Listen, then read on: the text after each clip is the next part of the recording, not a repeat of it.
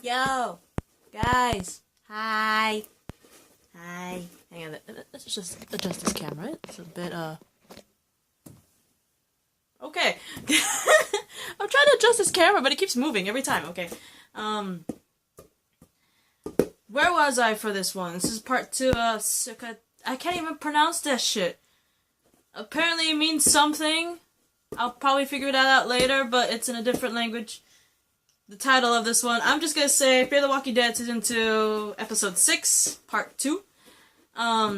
If you guys remember there, from where I left off, they're fighting a bunch of infected parishioners. Remember the parishioners that all dropped in pain, had blood coming out of their eyes? Yeah. They saw them in a pile outside the church, and now they're infected and they're fighting them. From where I left off, Daniel manages to grab a young infected boy, and just as he's about to kill him, he gets all paralyzed and he starts gets this flashback memory moment of a young boy. I'm not sure if he's the one holding the young boy by the neck, or he's the boy and someone's holding him by the neck. But yeah, he gets that as a memory flashback, and Ophelia pretty much kills the infected boy for Daniel because he's like that. But Nick, oh poor Nick, this little infected girl comes at him in her little Sunday outfit and everything, and he's forced to kill her, and he's completely stunned. He's so stunned by killing this young infected girl. I don't really blame him on that one.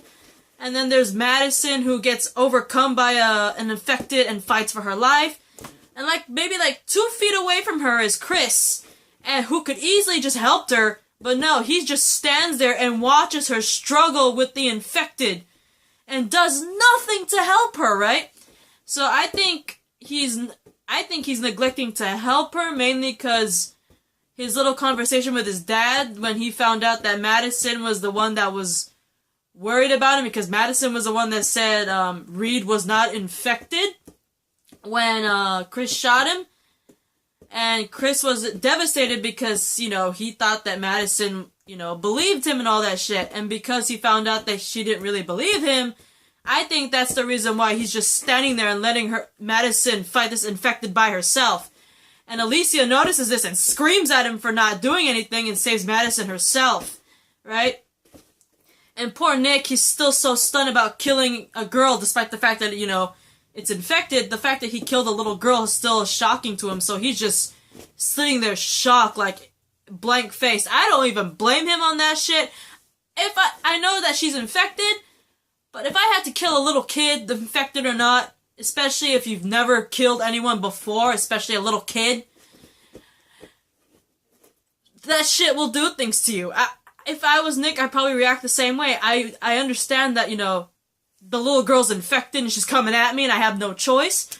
But the fact that it was a little kid is most disturbing of them. I mean, even watching, the normal Walking Dead show, seasons 1 through 6, and then watching all of season 1 of Fear the Walking Dead, and then watching up to date, season 2, even playing the Walking Dead games, the first 2 seasons with, Telltale, and then we have the AMC game with Daryl as the main character. Just seeing little kids involved in the apocalypse is never a good thing. I mean, we already got that earlier in the seasons with Sophia in the normal Walking Dead one, and what was the name of the governor's daughter? Penny? Was it Penny or something like that? Seeing little kid walkers is always just freakishly disturbing. I think even in season 1, remember when Rick ran into that little girl who was in her pajamas and little rabbit slippers or something like that? It was a little girl walker, and it's freaking disturbing. I would be freaking out. But anyway, after all that, the group all piles into Thomas Abigail's truck that's been left behind there at the church, and they flee, right? Strand drives the truck with the group in it, obviously, all the way to Thomas Abigail's estate, the one that Strand was talking about, the one that has walls, food, water, and all that shit. And once they arrive there, they're greeted by a woman named Cecelia, who happens to be Luis's mother. Remember Luis, who said to Ophelia, give this little owl token thing to his mother, and Daniel was an asshole and threw it in the water? Strand pretty much tells Celia that Luis is dead, that he's one of them now, obviously meaning Luis has turned into an infected, right? He died and became one of them. What really shocked me was her reply. I'm sorry, I'm tossing this ball back and forth. It's very entertaining. It really is. I'm like a cat. Like, you give me a ball thing like this, and it's like seeing a cat with one of those ball of yarns, and I'm like, and all that shit. I really am like a cat, man, I swear. I probably was one in a past life. But, like, her response to Strand telling her that Luis was dead and turned into an infected really kind of struck me as kind of odd, and it made me very suspicious of Celia. Mainly because when Strand said that he's one of them now, one of the infected, she just says that he'll find his way back. That raises a red flag for me already, because it is the beginning of the apocalypse. Remember, in the original Walking Dead series, a lot of people, even with the video games too, like, a lot of people thought that the infected, the walkers, they thought that they're just sick. Remember Herschel back in the original Walking Dead seasons? Well, show anyway. He thought that, they're not dead. They're just sick and need a cure. And I had a flashback of Herschel the moment Celia heard about her son being dead and became an infected. The fact that she said he'll find his way back kind of reminded me of Herschel when Herschel's like telling everyone, they're just sick. They're not dead, they're just sick. We just have to find a cure. So, Celia is giving off a very early Herschel vibe from the beginning of the farm. So, it kind of raises a red flag for me, because remember, Herschel, in the beginning, he thought all the walkers were just sick, and that they just needed a cure for them. And that's when we all found out that he stuffed a bunch of stuffed his barn filled with walkers, mainly family members and friends that are all walkers. He stuffed them all in the barn, and any other walker they see nearby, they capture them and put them in the freaking barn, apparently to find a cure and save them all, right? And Celia is giving off that vibe right now, because it feels like that she's just like Herschel was back then in the early stages of the farm, especially when he said that he'll find his way back. But I'm sorry, I'm kind of,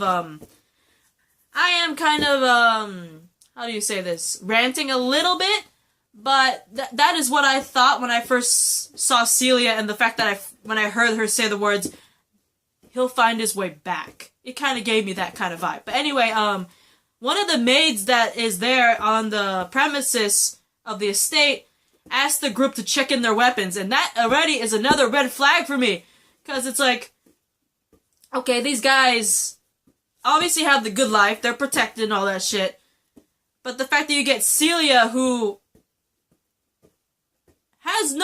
doesn't seem very distraught about her son being dead and the fact that he's infected, because she said, again, he'll find his way back, and then also the fact that, the maid tells the entire group to check in all their weapons, so they're gonna be weaponless around this woman who thinks that most likely they're sick, right? Everyone complies, they give up their weapons. It seemed reluctant at first, but they do so. Daniel is the one that very much is reluctant to hand over his gun and knife. He just doesn't want to, but he does regardless. And, we see Strand rushing through the estate, apparently to a bedroom, and we see Thomas Abigail there. We're like, okay, how the hell did he get all the way back without his truck? But,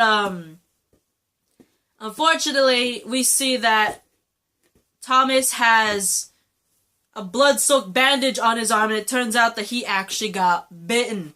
If you guys remember when we saw Thomas Abigail with the parishioners before they all fell down in pain and all that stuff, all of them fell down in pain with blood coming out of their eyes. The priest was the last one to fall down. He had blood coming out of his eyes already. Last we saw that with Thomas, with the parishioners, he was actually holding on to the priest. So I'm only guessing that the priest turned hella quickly, and someone in those parishioners, one of the parishioners bit him, because he was obviously with the parishioners when they collapsed, they had blood coming out of their eyes. So obviously one of the parishioners bit his arm when he was there and before he got back to the estate. And, yeah, Strand's sad about it because obviously he got bitten. He knows what happens to people who get bitten and shit like that. So Strand just offers to, you know, send Thomas to bed so he could rest. But anyway, it's like night there, and, Alicia is in a room where she's watching TV, and Chris comes up to her and strikes a conversation and ends up asking if Alicia's mad at him. And she accuses him of just standing by and watching Madison get attacked outside the church, which seems kind of true, because he was literally just 2 feet away. He wasn't even 2 feet away. He was just right there. He could have easily gotten that infected right off of Madison and, like, struck him in the head or something. But he just stood there and literally watched, and it kind of looked like he enjoyed it. So I do not blame Alicia for accusing him of that. I honestly don't, because I would accuse him myself. But, like, he insists, he told Alicia that, you know, he constantly tells Alicia that I didn't just stand there and watch your mom get attacked. I wouldn't do that. She's like a mom to me. I just froze, right? I don't know. It looked like he kind of enjoyed seeing Madison struggle. I don't know about you guys. You guys could put in the comment section, do you think Chris actually enjoyed seeing Madison struggle and get attacked by that infected? Or do you think that he's actually telling the truth? Did he actually just freeze up out of, like, fear or just shock? Because, in my opinion, he kind of looked like he enjoyed seeing Madison struggle. I don't know.